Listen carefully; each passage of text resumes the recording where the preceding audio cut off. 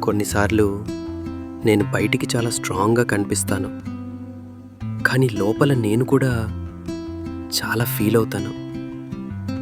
అలాంటి టైంలో నాకొక్కరే గుర్తొస్తారు. అది నువ్వే.